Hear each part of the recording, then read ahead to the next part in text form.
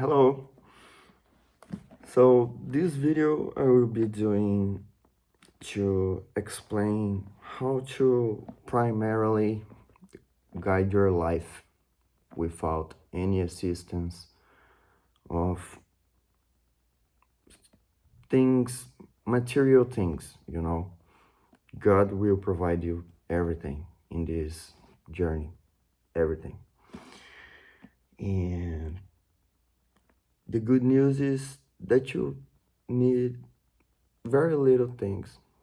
And the most important thing is to believe and to trust, like if you were jumping from a cliff or driving in a highway, but at night without the lights on and at 300 kilometers per hour.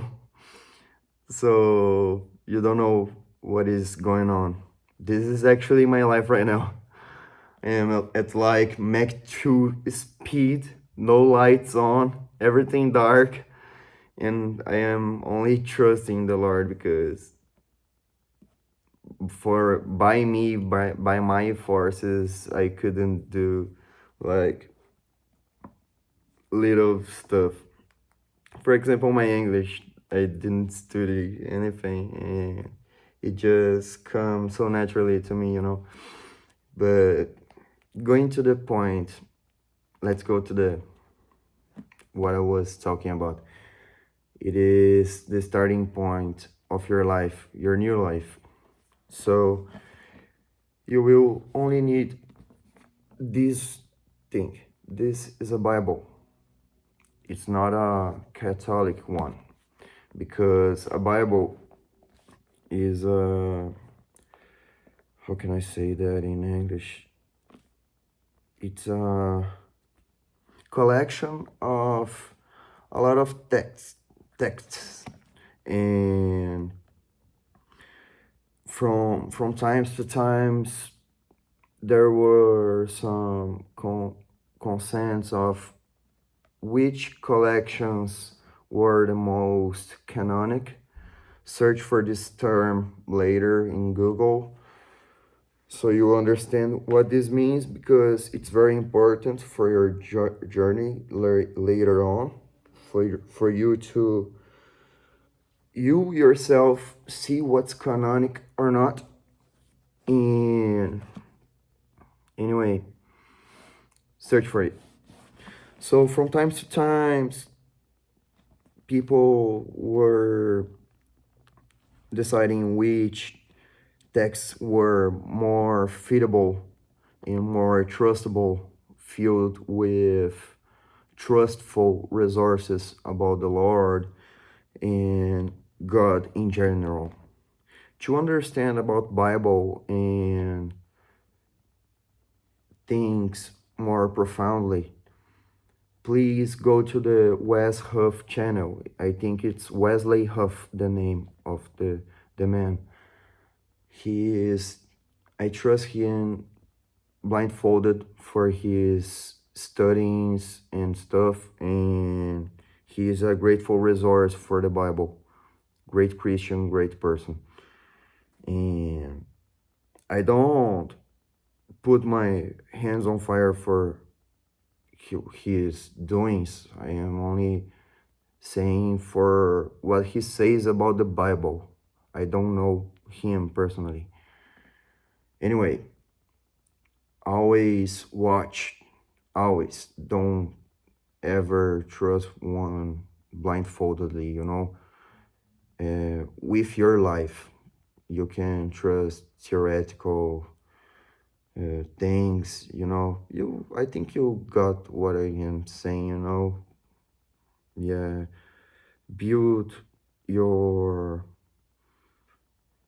thoughts like with your own color. This is what I am trying to say. I don't know, it's kind of weird.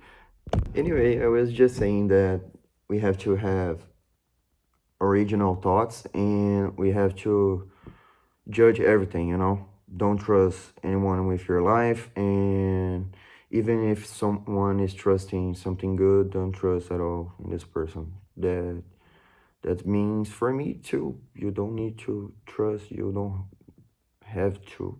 You will. I forgot the term. Sorry. Don't trust me. See the things that I want to show you. You know. And this is it. Let's go to the next chapter. I started seeing the Bible because I was going through a rough period of time, and a friend of mine gave me a book by Rick Warren. It's like the name of the book, it is, I think, A Purposeful Life, or A Life with Purpose. It is by Rick Warren. It is a preacher from the US, and he tells in this book how you become close to God and live a meaningful life with it. And nowadays I am living it. I read this book 2 years ago. I was lost, and I smoked weed like 14 times a day. I'm not saying weed is not good, but everything in excess is not good for you. And I was very lost. Now I am very more inclined to have a life with God in a perpetual life, you know. So we gotta have sensibility. I don't know if I am using the right term, but to measure every single moment, you know, the circumstances, because we are the circumstances. I am sorry, this video kind of looks like lost, like no direction, but it is because it is all improvised. I have no resume or anything. I'm just showing off what my mind is thinking about the what we are talking about, you know. And this is kind of it. I read the book by Rick Warren, and I had a original thought of, I will start reading the Bible without any help. I will have my own conclusions. So, and I was a person that was raised by my grandparents. My grandpa was spiritist. I don't know how this is called in the US and in Europe, but is a kardecist point of view of religion with spirits and stuff. And my grandma was Catholic, and I was forced to do the first Eucharistia. I don't know what is the correct translation, you know, but I was not like a fan of the thing at the time, but I understood a little of the stuff, and I never more went to the church because I saw it like blind a blindfolded thing that people were hypocrites and hypocrites actually, and I wanted didn't want to be there, you know. I could be good outside, and then I never more go. Some people later, times at times, try to grab me and take to different churches. I gone to a lot of churches and started to sing stuff, but my life was kind of a tragedy, and everything soon started to fall apart.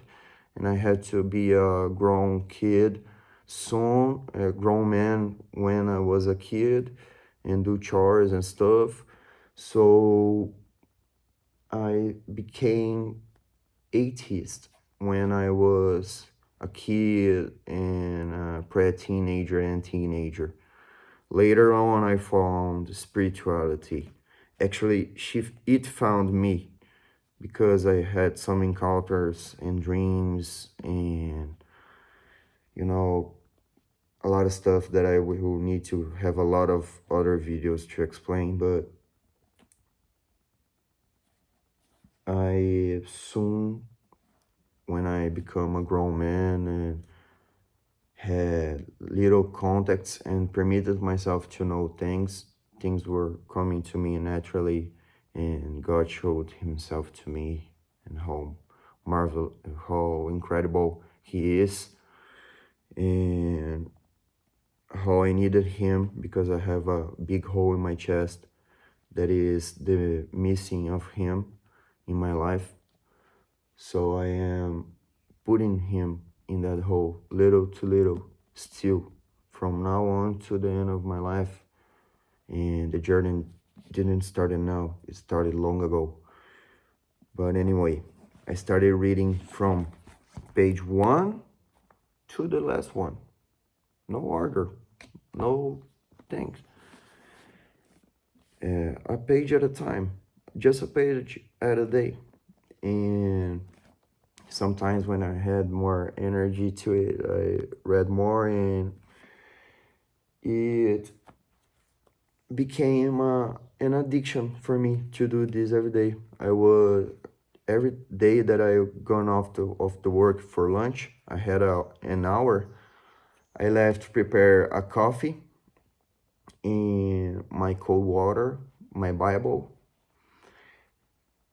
a spliff, and I got out of the work, gone to a nearby street, near under the tree, just opened my Bible, put my earbuds on, started smoking and reading the Bible, having my understanding, praying, and this was the most pure connection.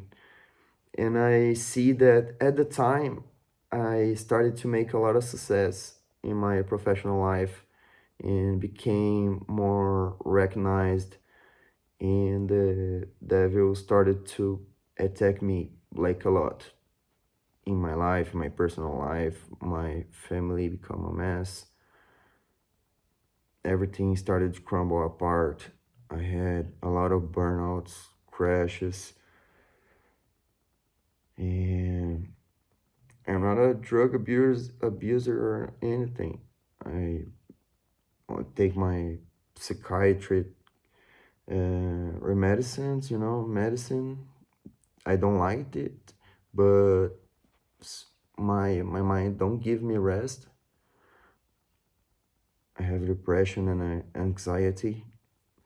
I stood 100 days without my meds when I was doing fasting and prayer and working and smoking. um, I was eating from 24 or 48 hours for like 100 days, and it was a good time. It was very sharp. I was responsible for a candy store in my city, and we had a lot of clients, and I received a lot of job uh, opportunities, and I was very recognized. And at the time, I was pursued a lot because I talked about God. I was at fasting and prayer. Nobody knew about it. I was like, people sometimes looked at me like with a face of, this guy is like an alien or something, because I always had energy and smoked a lot and was different.